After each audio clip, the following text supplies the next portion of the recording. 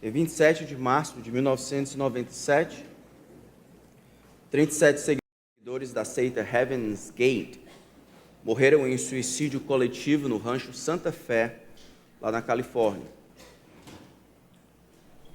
Essas pessoas acreditavam que, de acordo com os ensinamentos do seu grupo, através de seus suicídios, eles iriam sair de seus navios humanos, de modo que suas almas poderiam ir em uma viagem a bordo de uma nave espacial que acreditava estar seguindo o cometa Hale-Bopp. Alguns membros masculinos do grupo foram submetidos à castração voluntária, em preparação para a vida que eles acreditavam que os aguardava após o suicídio. Em 17 de novembro de 1978, 909 habitantes de Jonestown, na Guiana, incluindo 304 crianças, morreram de envenenamento por cianeto. Eles morreram principalmente em torno do pavilhão principal do assentamento. Eles acreditavam que estavam sendo perseguidos pelo sistema comunista, ou sistema estabelecido, e eles, vivendo de maneira socialista, acreditavam que deveriam terminar com sua vida para fazer uma reivindicação radical. A razão dada por Jones, o líder dessa seita, para cometer esse suicídio coletivo foi consistente com sua declaração sobre as agências de inteligência tentando destruir, perseguir, atirar em alguns dos nossos bebês inocentes, torturar nossos filhos. Jones e vários membros passaram então a argumentar que o grupo deveria cometer esse suicídio revolucionário e beber suco de uva misturado com cianeto. Depois de pouco tempo da morte deles, no mesmo dia, Jones cometeu suicídio atirando na própria cabeça. Mais desastroso do que todos esses relatos é que o Senhor Jesus afirma que o destino eterno daqueles que seguem falsos líderes é o inferno. O destino daqueles que amarram o seu destino a falsos ensinos ou falsos mestres terá o mesmo destino que eles. O mestre então falou de uma perdição eterna para aqueles que propuseram a deixar suas vidas e andaram ouvindo essas verdades com os olhos do coração completamente fechados e às escuras eles tateiam, seguindo qualquer pessoa que afirme algo bondoso, legal, moral a respeito de Deus. Eles perdem a vida aqui e são condenados por toda a eternidade, porque os homens não podem dar aquilo que eles mesmos não têm. Eles não podem cumprir promessas de eternidade, sendo que a própria eternidade deles depende do relacionamento deles com Cristo. E é sobre o perigo dos falsos mestres, ou de andar, ou viver de olhos vendados, que Jesus, nesse ponto do sermão de Lucas, nos chama a atenção. Então, enquanto vocês abrem a palavra de Deus em Lucas capítulo 6, vamos lembrar onde Jesus está. Em Mateus nós vemos um texto parecido, Mateus de 5 a 7, chamado o Sermão da Montanha, aqui o Sermão da Planície. Existe um grupo de pessoas atreladas a Jesus, começando no versículo 17, Jesus desce do monte, o lugar é plano e ele vai compartilhar o evangelho, uma grande multidão. Parte dessas pessoas são discípulos temporários, outros curiosos, outros discípulos de verdade, outros apóstolos. Jesus, enquanto caminha com eles, explica as muitas verdades, deseja separar aqueles que o escutam em dois lados. Deseja que aqueles que creem de fato em Cristo, de fato cresçam na sua convicção do que é esperado deles. E aqueles que de alguma forma titubeiam sobre o relacionamento com Cristo, sejam de fato considerados eternamente perdidos, a menos que se voltem. Jesus já falou sobre o amor que é esperado daqueles que, como discípulos de Jesus, são rejeitados por um mundo que não os compreende, que os odeia, que os persegue, que os maltrata. Jesus já falou que nós, como discípulos de Jesus, não pagamos mal com mal, não pagamos na mesma moeda, não retaliamos, não nos vingamos, mas o que Deus espera de nós é que haja essa devolução numa moeda eterna chamada amor. Nós amamos os nossos inimigos.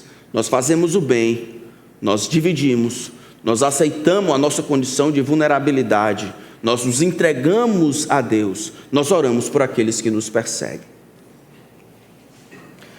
Depois, no versículo 37 em diante, Jesus, ele vai dar ensinos menores a respeito do nosso relacionamento com os outros. De novo, a audiência é a mesma, uma audiência como essa.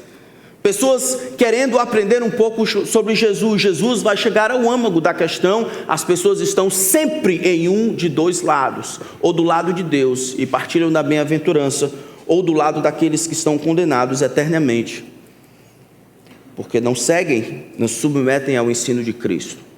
Então acompanhe enquanto nós começamos mais uma vez a partir do versículo 37 de Lucas capítulo 6. É o mesmo sermão, a mesma audiência. Jesus, no entanto, começa a falar sobre o perigo dos falsos mestres, ou de viver a vida de olhos fechados. Não julguem, vocês não serão julgados. Não condenem, vocês não serão condenados. Perdoem, serão perdoados. Deem, e lhes será dado. Boa medida, prensada, sacudida e transbordante será dada a vocês. Porque com a medida com que tiverem medido, vocês serão medidos também. Jesus lhes contou também uma parábola. Será que um cego pode guiar outro cego? Não é fato que ambos cairão num buraco? O discípulo não está acima do seu mestre, todo aquele, porém, que for bem instruído, será como o seu mestre. Por que você vê o cisco no olho do seu irmão, mas não repara na trave que está no seu próprio olho? Como você poderá dizer a seu irmão: deixe, irmão, que eu tire o cisco que está no seu olho, se você não repara na trave que está no seu próprio olho? Hipócrita. Tire primeiro a trave do seu olho, então você verá claramente para tirar o cisco que está no olho do seu irmão. Não há árvore boa que dê mau fruto, nem árvore má que dê bom fruto, porque cada árvore é conhecida pelos frutos que produz. Porque não se colhem figos de ervas daninhas, nem se apanham uvas dos espinheiros. A pessoa boa tira o bem do bom tesouro do seu coração, e a pessoa má tira o mal do mau tesouro, porque a boca fala do que está cheio o coração. Porque vocês me chamam Senhor, Senhor, e não fazem o que eu mando? Eu vou mostrar a vocês a quem é semelhante todo aquele que vem a mim, ouve as minhas palavras e as pratica. Esse é semelhante a um homem que, ao construir uma casa, cavou, abriu profunda vala e lançou o alicerce sobre a rocha. Quando veio a enchente, as águas bateram contra aquela casa e não a puderam abalar, por ter sido bem construída. Mas o que ouve e não pratica é semelhante ao homem que construiu uma casa sobre a terra, sem alicerce. E quando as águas bateram contra ela, logo desabou. E aconteceu que foi grande a ruína daquela casa. Vamos orar? Tua palavra está aberta diante de nós, Senhor. E as horríveis histórias que nós ouvimos no início, nós gostaríamos que elas não fossem repetidas por aqueles que vivem no presente. Faze-nos, Senhor, crescer em discernimento. Ajuda-nos, Senhor, a perceber que céu, inferno, vida e morte pairam como um resultado final de nós aderirmos ou não, com fidelidade e constância, à verdade que está revelada na Tua Escritura. Eu imploro a Ti, Espírito, sejas o nosso professor, instrui-nos no caminho que devemos andar. Não permita que a Tua palavra que está aberta diante de nós seja representada de maneira incorreta. Faz com que tudo que é humano seja esquecido. Aplica, no entanto, a Tua verdade, a verdade que o Senhor inspirou homens santos a escrever, a nossa necessidade. Ajuda, Senhor, em nossa descrença, porque temos a tendência de ouvir a palavra dos homens como se fossem palavras de Deus, e a ignorar a palavra de Deus como se ela fosse opinião dos homens. Faz-nos caminhar nessa vida de olhos bem abertos, em nome de Cristo. Amém. Não se alegrem, apesar de termos lido até o final do sermão, nós vamos ficar apenas no versículo 39 e 40. Nós já vimos na última vez, nesse sermão, Jesus dizendo que a maneira como nós lidamos com os outros, ela representa a maneira como nós gostaríamos que Deus lidasse conosco. É isso no versículo 37 e no versículo 38. Não julgue, você não será julgado. A responsabilidade que nós temos de utilizar de misericórdia, de utilizar, de demonstrar com os outros a mesma expectativa que nós temos no nosso relacionamento com Deus, de implorar e até esperar que o grande Deus nos trate de uma maneira misericordiosa. E aí, a partir do versículo 39, Jesus modifica um pouco, existe uma mudança e Jesus vai dizer que está contando uma parábola. Parábola eram historietas pequenas, funcionavam como ilustração, e elas têm dois campos de significado, um significado textual, gramático, em que você compreende buraco e que você compreende cego, no sentido gramatical, como cego, alguém que não pode ver, e como buraco, um buraco no chão. Por trás desse nível de significado gramatical, significado do dicionário, existe uma verdade espiritual que Jesus se utiliza deste nível de significado que está lá para demonstrar essa verdade mais profunda. Eu não estou dizendo que todas as vezes que Jesus conta alguma coisa, existe um significado subliminar por trás do que ele está ensinando.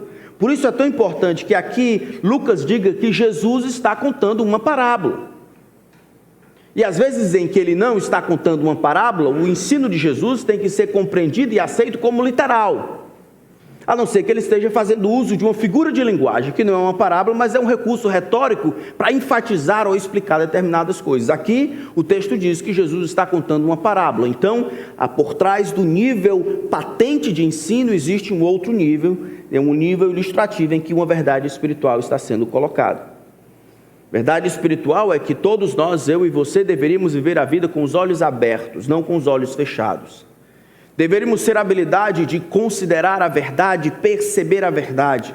Não deveríamos ser insensatos ou acharmos que somos imunes a distorções da verdade, não termos a tendência de acreditar em mentira ou de descentralizar Jesus como fonte final de toda a verdade e descentralizar a Escritura como fonte final de toda a autoridade. Paira no coração de todos os homens a construção de rivais, de outras fontes, pessoas ou coisas que comecem gradativamente a diminuir a centralidade e a autoridade que Jesus, a fonte, a verdade, ao mesmo tempo em que elas constroem autoridades outras. Pai, mãe, pastor, tradição, denominação, outros livros, pragmatismo, que funciona, um determinado estilo, história, quase tudo pode se transformar em rivais. Jesus está dizendo para a sua audiência, para eles terem cuidado. O cuidado que Jesus está dizendo aqui é de duas formas. Esse alerta que ele está dando vem por meio de uma história de um cego guiando outro cego. A pergunta é retórica: será que um cego pode guiar outro cego? E a resposta é não. E ele pergunta de novo: não é fato que ambos caíram no buraco? E a resposta é sim. Mas sendo que a audiência é grande, Jesus deseja atacar os dois, de dois lados.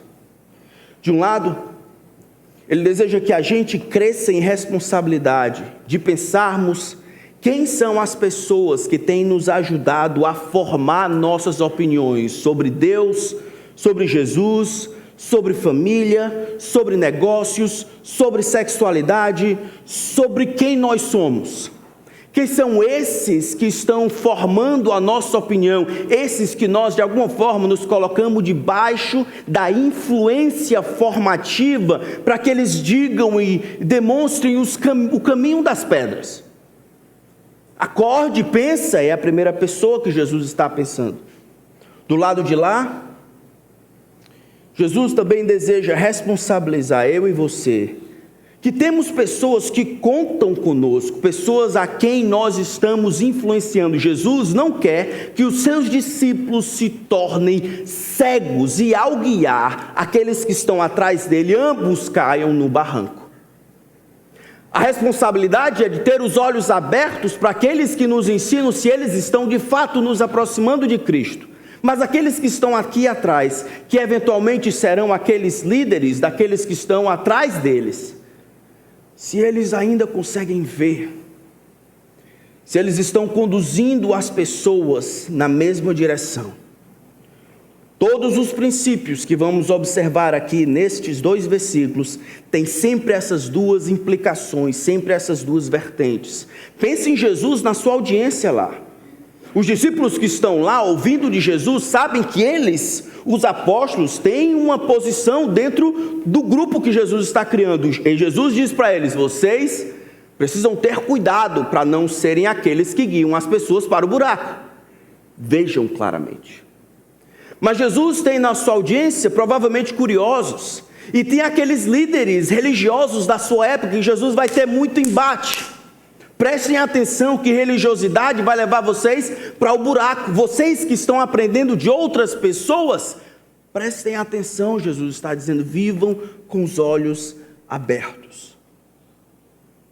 Jesus então está dizendo que não importa num ambiente como esse, que ao final do culto ou do estudo bíblico, se diga em nome de Jesus, amém. Templos religiosos, grupos de estudo bíblico, não são em si lugares seguros para aprender sobre Deus. Jesus deseja que em todo qualquer lugar onde a palavra de Deus é aberta, o nome de Jesus proclamado, que haja um espírito de dependência da própria verdade para bater e verificar o que está sendo ensinado, se está condizente com a verdade. Jesus deseja que em qualquer reunião, não importa se quem está falando bonito aqui ou na internet, não importa se ele é descolado, não importa se ele diz um linguajar aqui e outro lá, um linguajar tido como cristão, não importa se ele é considerado tendo verdades profundas ou muito inteligente, não importa se está ensinando até correto, o que importa é se aquela pessoa sabe, tem um relacionamento com Deus e está aproximando as pessoas para perto de Deus. Se você mantiver os olhos fechados, ao invés de atento no que se passa, então você pode perder as coisas. São 3 verdades que Jesus deseja explicar a partir desse texto aqui. Então, a primeira delas, você deve viver a sua vida de olhos abertos, isso é, em relação à vida com Deus.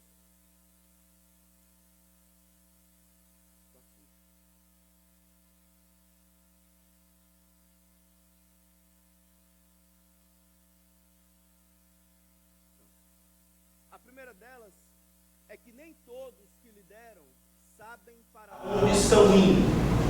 Nem todos que lideram sabem para onde estão indo. Quando eu digo não sabem para onde está indo, é que ter condições ou ter o ofício de liderança, ter a responsabilidade de liderar, não confere a esta pessoa a clareza e os elementos necessários para que ela saiba para onde está indo. Nem todos os que lideram sabem para onde estão indo. Felizmente, na época em que nós estamos vivendo hoje, isso talvez seja mais verdade do que em outros momentos. O povo não sabe o que esperar dos seus líderes.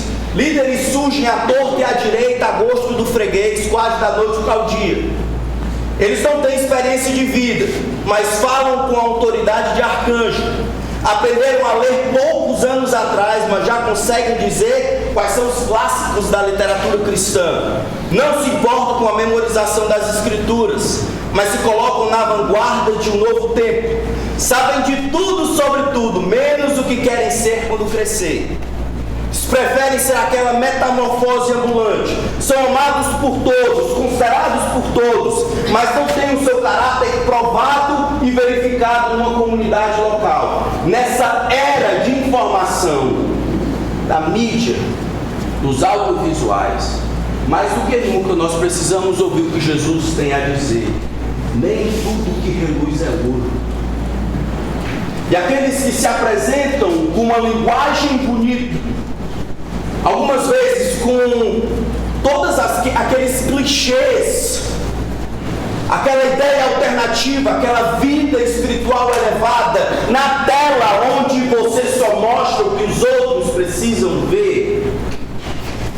Nós precisamos ouvir o que Jesus tem a dizer, porque nem todos que lideram sabem para onde estão indo. Não é de agora. Quando a gente vai no Antigo Testamento, a ideia de pastor, a figura do pastor, não o ofício de pastor, já era conhecido. Tanto no texto de Jeremias quanto no texto de Ezequiel, nós vemos que os líderes de Israel, sacerdotes, profetas e reis, eram considerados como pastores, como aqueles que estavam liderando, cuidando, trazendo proteção, trazendo direção. Mas mesmo na história de Israel, o povo fracassou. Abre em Ezequiel capítulo 34.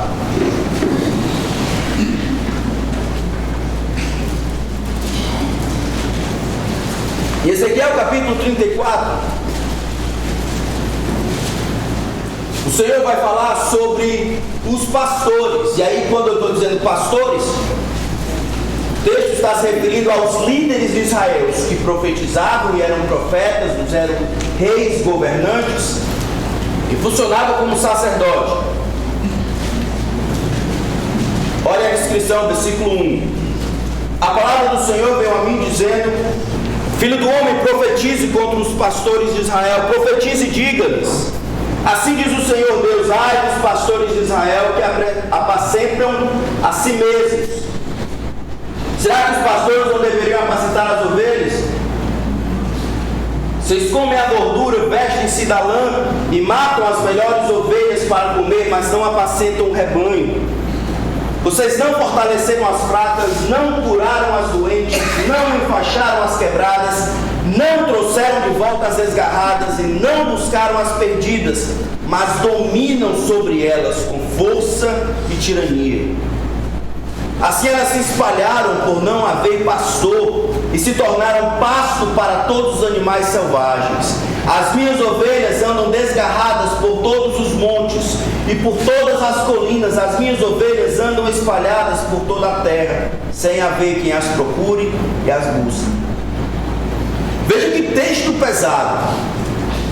O texto está descrevendo que esses que eram considerados como pastores estão fazendo exatamente o oposto. Foram dados por Deus para funcionar como aqueles que iriam cuidar. A pergunta retórica do versículo 2: será que os pastores não deveriam apacentar as ovelhas? E a resposta é: sim. É claro. O que é um pastor senão alguém que, em função, em benefício das ovelhas, vive a sua vida? O que é um pastor senão alguém que é pago para ajudar, proteger e guiar as ovelhas? Mas esses pastores, eles utilizaram as ovelhas como instrumento de enriquecimento próprio. Eles comem as gorduras, verso 3, vestem-se da lã, matam as melhores para comer, mas não apacentam o rebanho. O que eles têm nas ovelhas é uma percepção de lucro em seu relacionamento, que deveria ser para doar, para enfrentar aqueles perigos que vêm do lado de fora, para, se preciso, entregar a própria vida para proteger as ovelhas. Não tem nada disso. Pastores infiéis se utilizam das ovelhas como instrumento de enriquecimento, prazer próprio. Eles veem nas ovelhas algo que pode ajudá-los, algo que eles ganhem. E aí por isso que eles não fortalecem as fracas, não curam as doentes, não enfaixam as quebradas. Eles não funcionam como promotores, não trazem nenhuma bênção para o rebanho. Mas você pode dizer, mas isso não é no Antigo Testamento? A ideia de pastores infiéis nasce lá no Antigo Testamento. Mas esse tipo de pastor que, estando na liderança, não funciona como pastor, ainda é presente. Nem todo que lidera, de fato, sabe para onde vai. Não sabe o que significa ser um pastor. Eu tenho estado envolvido agora, há quase 20 anos, de maneira formal ou informal, no treinamento de obreiros. Agora sendo o diretor do seminário Instituto Bíblico Maranata. Não é incomum alunos ingressarem lá e na semana que eles descobrem a diferença entre um pré-A e um predicativo do sujeito, eles acham que já sabem de tudo. Eles dominam todas as ciências, todas as habilidades, já sabem mais do que o seu pastor, com certeza, que tem estudado por algum tempo. Não, eles estão na vanguarda. Eles conseguem dominar as coisas. Eles não sabem, não lembram que o saber ensoberbece é o amor que edifica. E esse conhecimento que eles estão adquirindo no seminário vai demorar até que finalmente funcione para o benefício da alma deles. Eu não dou trela para aluno. Parte do meu trabalho é explicá-los de maneira clara que eles não sabem absolutamente nada, que eles não são grande coisa, que o que eles acham que sabem é um pouco, e no final das contas não é ser pastor, não é o que se sabe, é o que se é. Que a única coisa que chama a atenção das pessoas é a habilidade que ele tem de fazer exegese, ou de criar um fluxograma, ou de diferenciar objetos diretos de outros que são transitivos ou intransitivos, ou diferenciação entre supralapsarianismo, ou essas coisas. Se a única coisa que chama a atenção daqueles que estão lá são esses conceitos, eles fracassaram desde o começo. Parte do meu trabalho é ajudá-los a compreender, mas a nossa geração, irmãos, a geração presente faz uma ligação clara entre conhecimento e maturidade, entre inteligência e grandeza da perspectiva de Deus, entre acúmulo de conhecimento, habilidade sobrenatural para acumular informação e sabedoria de Deus. Irmãos, não deveria ser assim. Nem todo, Jesus diz, nem todo que lidera de fato sabe para onde está indo. Alguns que lideram são cegos. São cegos porque não sabem o que é importante. Talvez alguns até sejam salvos, mas porque não sabem o que é importante, não sabem a ideia de líder, a ideia de pastor, a ideia de igreja, não sabem essas coisas que são básicas, triviais e imensamente importantes. E alguns de fato são descrentes, não tendo nenhum relacionamento com Deus. Recentemente eu tive a tristeza de saber que um ex-aluno havia se divorciado da esposa, havia tentado suicídio algumas vezes, mas contava essas coisas com tom de vitória.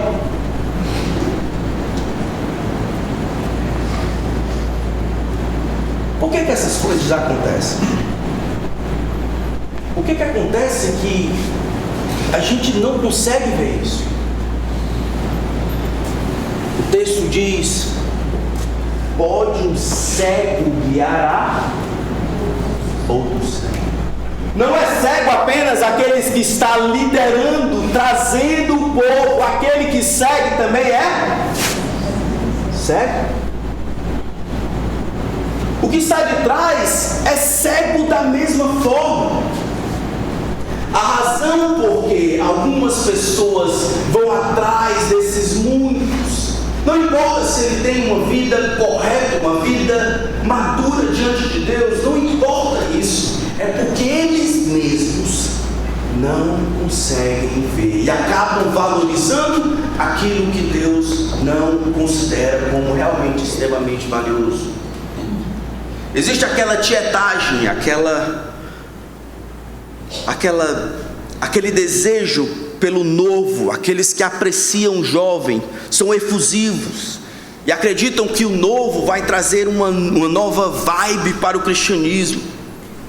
Eles não sabem o que deveriam esperar no nível espiritual, eles não conseguem ver. Então qualquer um que aparece deslocado, novo, aí fazendo alguma coisa, esperto, esse é o cara. Vamos seguir. Existem aqueles que também seguem essas pessoas por um pragmatismo. O pragmatismo é uma das razões porque nós escolhemos gurus. Olha quantas pessoas estão indo para lá, olha quantas pessoas estão seguindo, olha quantos likes ele tem, olha quantas pessoas estão vendo, olha onde é que ele está indo. E as pessoas nessas mídias sociais é o que mostra. Não mostra a luta que ele tem, quanto tempo ele passa no secreto implorando ao Senhor por misericórdia e graça, que é o que confere poder a qualquer homem. O tempo que se passa na dependência de Deus, na frente do grande Deus. Não sabe de tudo, sabe o que ele come, sabe onde é que ele viaja, sabe onde é que ele prega, só não sabe como ele trata a esposa. Não sabe se os meninos dele são criados na disciplina e na admoestação. Existe também aquela ideia a respeito da novidade, o espírito de renovação que esses novos gurus, se é novo é melhor, se é velho então... Eu lembro dessa mentalidade quando cheguei aqui. Uma pessoa veio falar comigo e disse: pastor, quando nós começamos a experimentar algum crescimento, eu lembro de uma pessoa que disse: pastor, essa é a razão. É novo, né, pastor? E eu fiquei sem pensar, eu disse: eu vou ficar velho. É uma mentalidade mundana. Talvez isso seja verdade para a tecnologia, mas nunca para a gente, nunca para a doutrina. Quanto mais antigo deveria ser melhor. Quanto mais antigo, mais idoso, mais maduro, mais confiável, mais firme, menos volúvel, menos negligente, mais forte na fé, mais experimentado, maior é a bênção. Mas eu acho que no final das contas essa cegueira compartilhada que nós acabamos desfrutando. Nem todo que guia, nem todo que lidera sabe para onde está indo. Sabem de tudo, menos aquilo que querem ser quando crescer. Mas daí você pode pensar: mas pastor, o senhor está falando de igreja, né? Não, eu estou falando de o que Jesus está dizendo, como professores ou tutores ou líderes espirituais. E esse tipo de relacionamento pode ser encontrado em todas as esferas em que nós estamos. Se você é pai e mãe, não sabe o que significa ser pai e mãe crente, não sabe o que significa ter uma casa em ordem, não sabe o que significa ou o que deve ser a sua família, você não sabe o que deveria ser, nunca irá chegar lá. Sabe onde é que você está levando a sua família? Para o buraco. Se você é um empregador, mas não sabe como a sua empresa ou o trabalho funciona dentro do plano de Deus, o que nós devemos fazer, o que nós devemos ser dentro do plano de Deus, você não sabe para onde vai. É um cego guiando outro cego, ambos cairão no buraco. Não estou falando de negócios lucrativos, estou falando na possibilidade de agradar ou não a Deus. Os ministérios da igreja, digamos que você lidere um ministério, seu ministério existe para quê? Qual é a função dele? Ele trabalha para quê? Você sabe para onde está indo? Se você perguntar para os pastores aqui, eles não souberem para onde é essa igreja, o que é essa igreja, de acordo com a palavra de Deus, deve ser. O que os pastores devem fazer? Quando o mundo dita que pastor deve ser bom de tudo, menos de cuidar, amar, orar, proteger e guiar o povo. É a Escritura que vai dizer: nós sabemos para onde nós estamos indo. Nós conseguimos dizer para você para nos seguir, porque é para lá, de acordo com a palavra de Deus, que nós estamos indo. E tudo o que acontece, desde T2, cultos de oração, pregações em Capistrano, reuniões de mulheres, treinamento de obreiros, compra de casa, viagens missionárias, visita ao campo, todas essas coisas, elas se misturam-se junto para que a igreja seja o que Deus quer que ela seja. E para aqueles que não sabem, esse é o plano que nós, como conselho, temos compreendido para esta igreja. Baseado em Atos capítulo 11, nós queremos atingir o padrão Antioquia, em que todas as pessoas compreendem a sua função dentro do plano de Deus, pregam o evangelho para aqueles que estão do lado de fora, edificam-se uns aos outros, e que internamente esta igreja seja tomada pela centralidade da Escritura, que existam homens qualificados, cheios do Espírito Santo, de fé, bondosos, gentis, à semelhança de Barnabé e Paulo, para guiarem o povo pelo exemplo, e externamente que esta igreja alcance o mundo inteiro por meio de missões, plantações de igreja, e por meio dos seus missionários para o mundo inteiro. Esse é o padrão Antioquia, é para onde a gente está indo. E se você acha que a igreja é para outra coisa, ou que isso aqui não está bom para você, mude de igreja. Não perca tempo aqui não, mude de igreja. Esse é o que Deus tem revelado na Escritura, isso é o que nós vamos fazer, isso é o que nós estamos lutando para fazer, é isso que nós estamos esperando que vocês nos ajudem, para que a gente siga junto. Então nós precisamos viver de olhos abertos, porque nem todo que lidera sabe para onde vai. Nem todo mundo que lidera sabe para onde vai. Mas tem uma segunda razão. Nós deveríamos estar de olhos abertos, porque o destino dos líderes e liderados é um e o mesmo. O destino dos líderes e liderados são um e o mesmo. Onde é que eu vejo isso? Pode um cego guiar outro cego? E a resposta é: não é verdade, não é fato que ambos cairão no buraco? E a resposta é: às vezes a gente não compreende como essa ligação é feita, mas existe uma ligação difícil de explicar entre aqueles que detêm uma influência formativa e aqueles que estão debaixo dessa influência. Às vezes a gente vê isso, por exemplo, em Êxodo capítulo 20, Deuteronômio capítulo 5, quando o Senhor diz que haverá misericórdia até 1000 gerações e haverá maldição, pai e filho. Não é esse negócio de maldição hereditária, é que os caminhos desse aqui, a desobediência a Deus é aprendida pelo exemplo, e assim a terceira e quarta geração, aquela insubmissão acaba sendo quase que determinada por essa aqui, a não ser que Deus quebre. Não é à toa que Jesus vai dizer no versículo 40, o servo não é maior do que o seu senhor. Todo servo, todo discípulo, todo aluno, se bem instruído, será como o seu mestre. Nós olhamos na história de Israel, por exemplo, abram lá em Jeremias capítulo 17.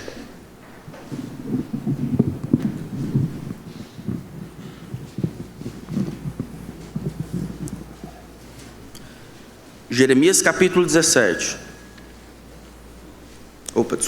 capítulo 10, versículo 17.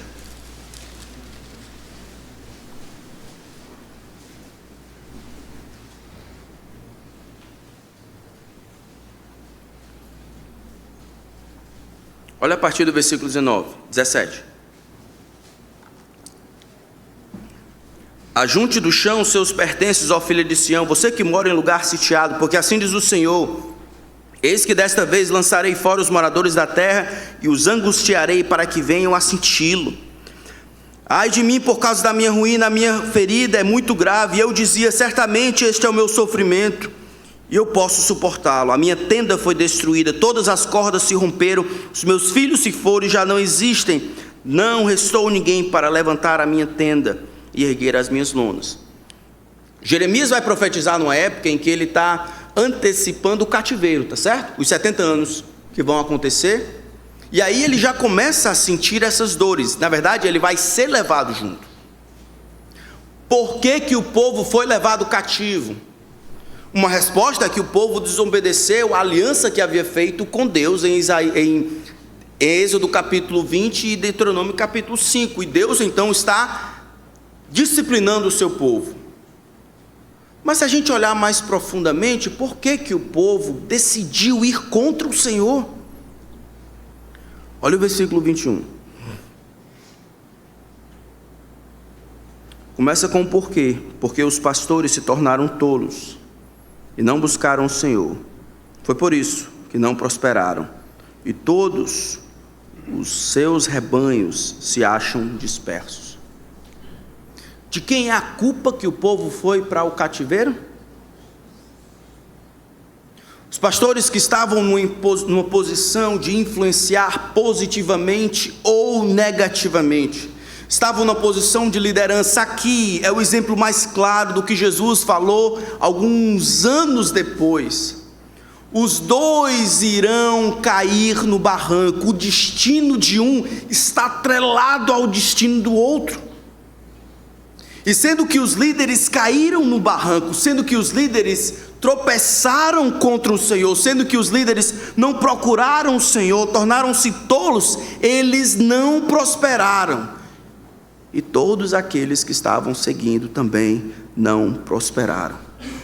Não é à toa que o livro de Tiago vai dizer: não se tornem muitos de vocês mestres, sabendo que havemos de receber maior juízo. Por quê? Porque temos em nossas mãos a possibilidade de sermos uma bênção na vida daqueles que estão sobre a nossa guarda. E temos também a possibilidade de sermos uma desgraça.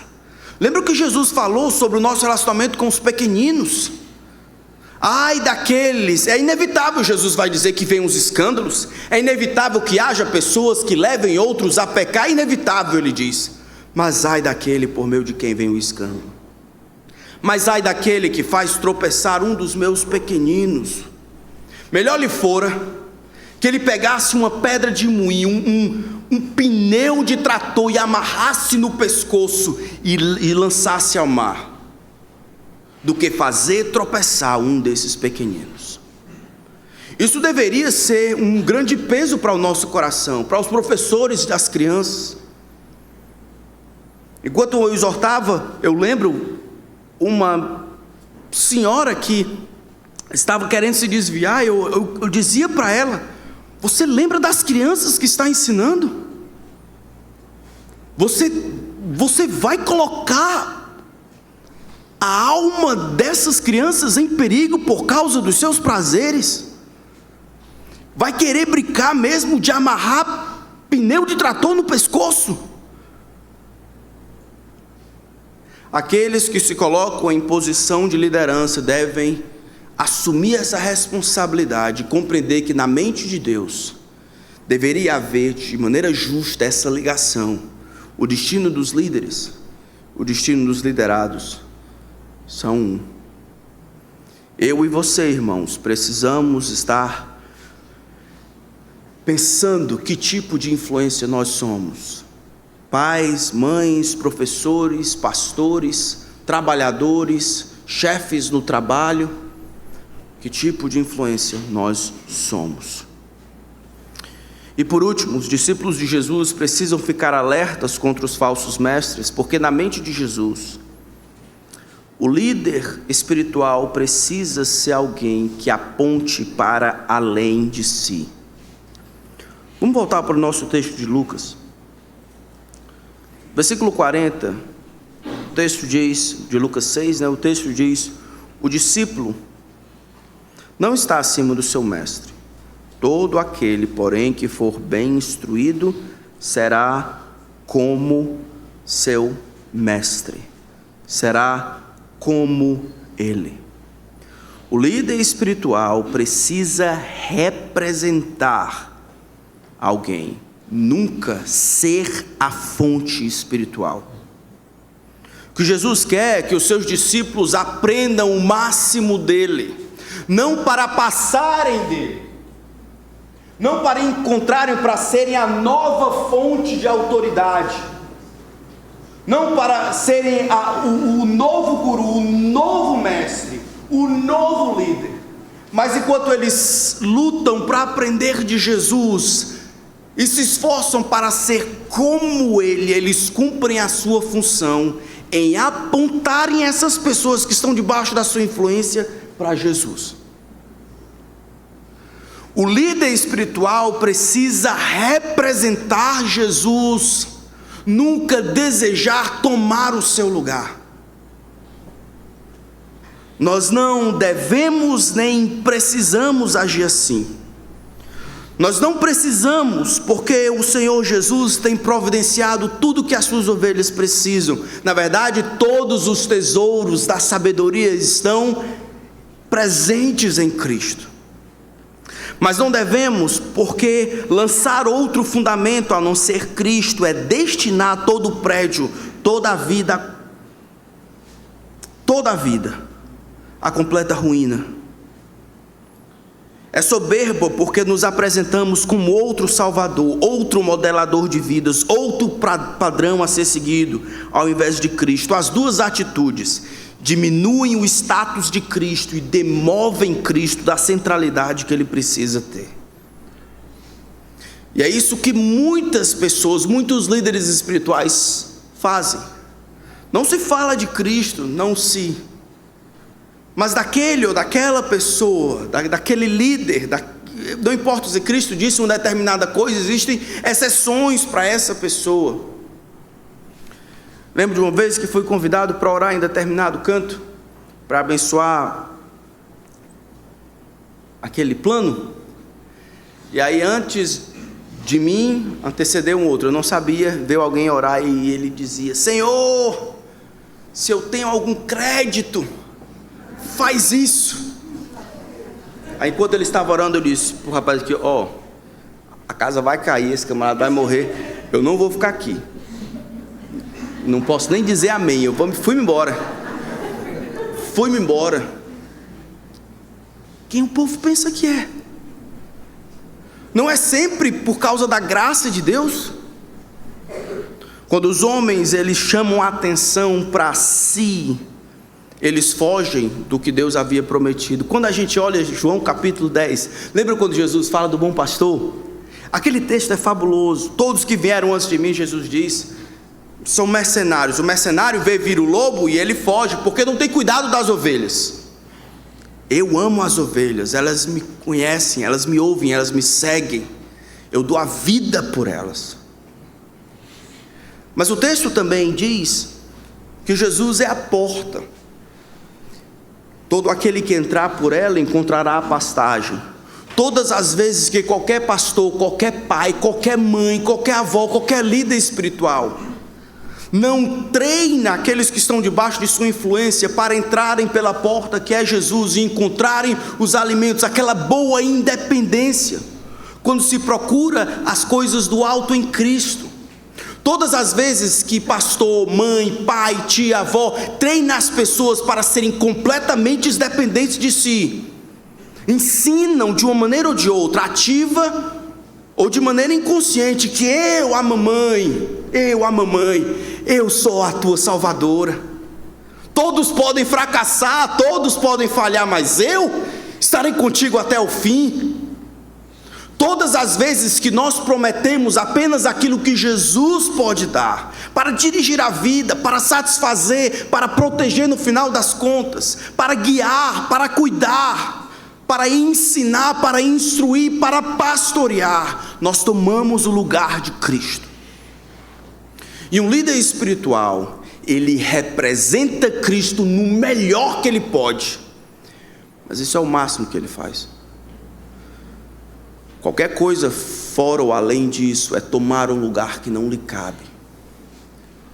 O melhor líder é aquele que indica o caminho para que as ovelhas se alimentem de Cristo, para que passem pela porta e se refestelem com as coisas que Cristo dá. Como nós fazemos isso?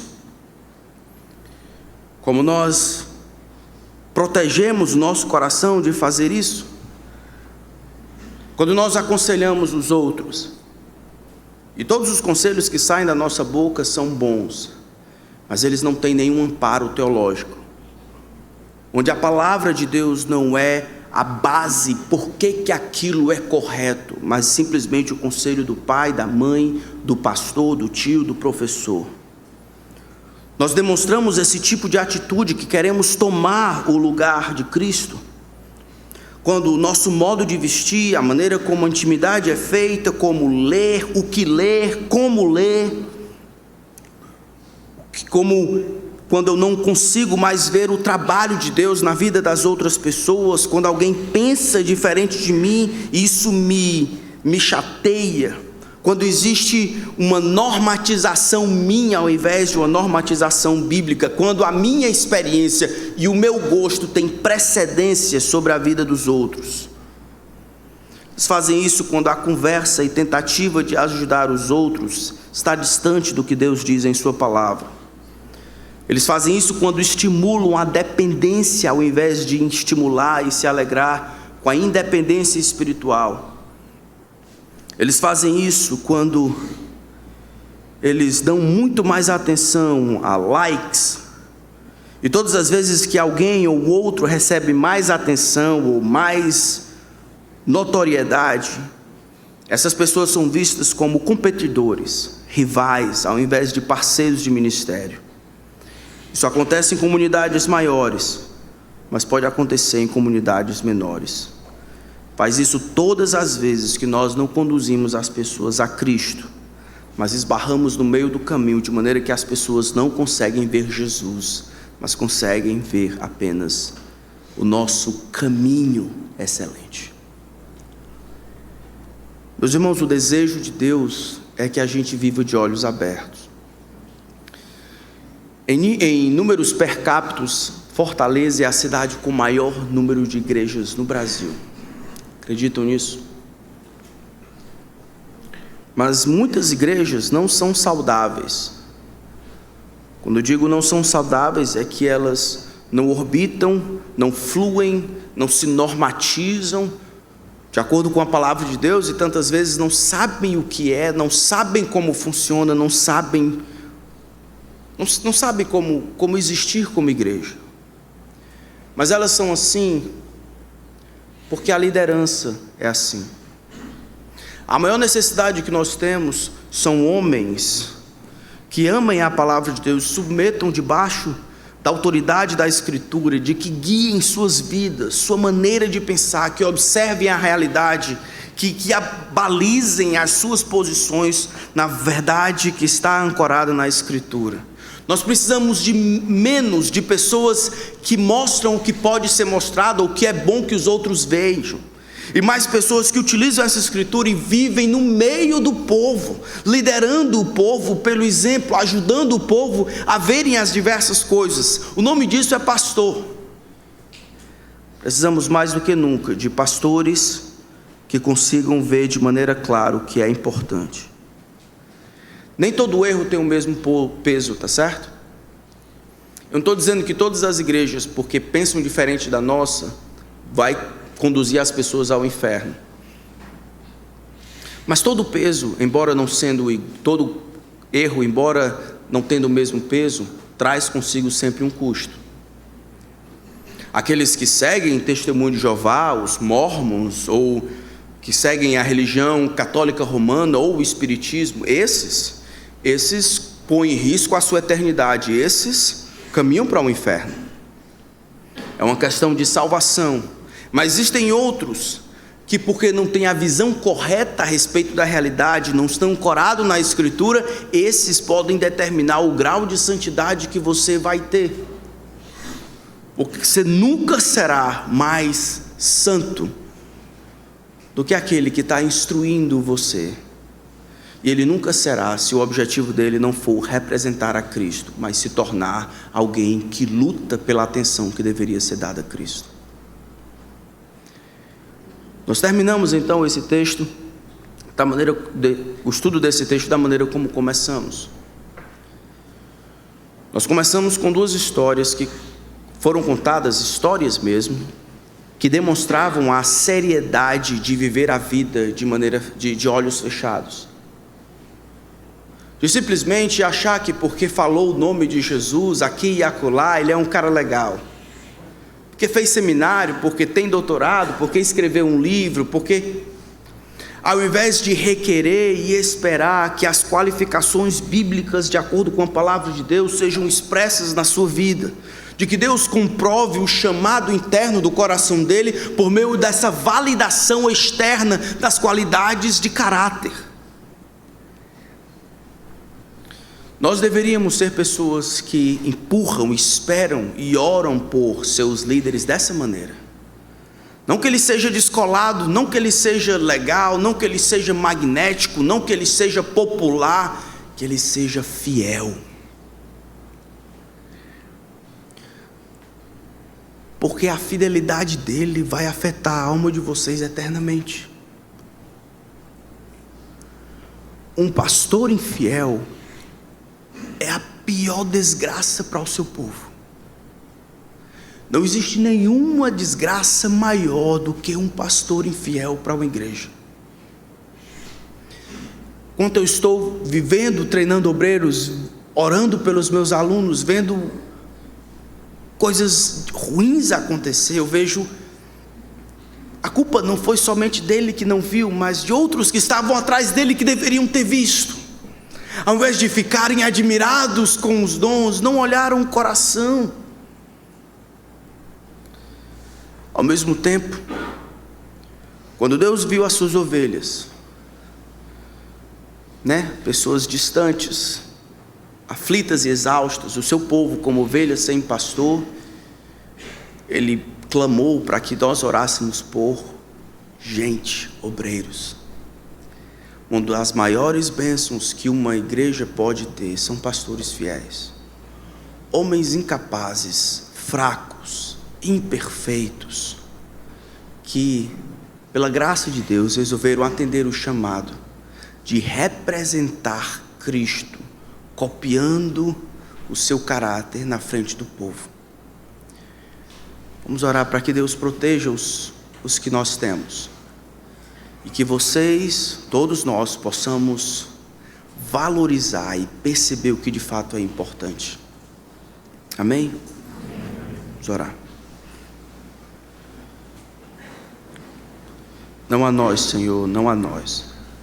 Exalta o teu nome, toda a glória. Eu peço que ajude o meu povo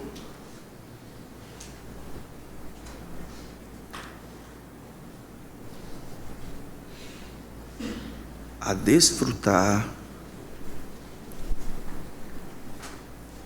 das bênçãos que o Senhor tem resolvido dar por meio dos teus servos. Eu peço por aqueles aqui que são pastores em suas casas, que estão no relacionamento de influência sobre outros. Eu peço pelos pais, as mães, os avós, os líderes de ministério. Ajuda-os, Senhor, a verem aonde estão indo. Que haja respostas claras sobre o que eles imaginam para os seus filhos, para a sua família daqui a algum tempo, e o esforço que eles empreendem para que isso seja real. Que eles não conduzam os outros para o buraco. Eu peço que o Senhor proteja os teus servos aqui, que eles sejam encontrados por ti fiéis, por representarem a Cristo, nunca por se colocarem como rivais do Senhor nosso Deus. Que a alegria deles seja em promover, exaltar, magnificar a Cristo como Senhor em seus corações. E que o Senhor use as fraquezas e limitações para amadurecer o teu poder em suas vidas. Que eles conduzam o povo ao bom pastor, que nunca falha, que entregou a vida pelas suas ovelhas. Dá-nos, Senhor, essa maturidade, que possamos ver para onde estamos indo, todos juntos nos ajudarmos para chegarmos lá, em nome de Cristo. Amém.